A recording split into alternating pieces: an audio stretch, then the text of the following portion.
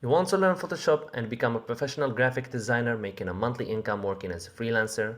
Whether you have a slight experience or none whatsoever, this course will start with you from the beginning. You will learn to add images and files to the software, open new projects, and you will get to know the whole software interface, tools, and menus. You will also learn how to add brushes, fonts, and filters. All of this is just the first phase. In the advanced phase, we will move to work on professional designs.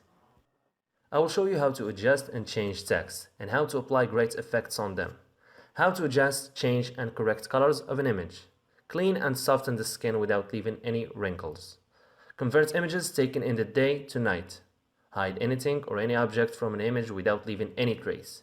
Change the character appearance and look. Change backgrounds in a professional way.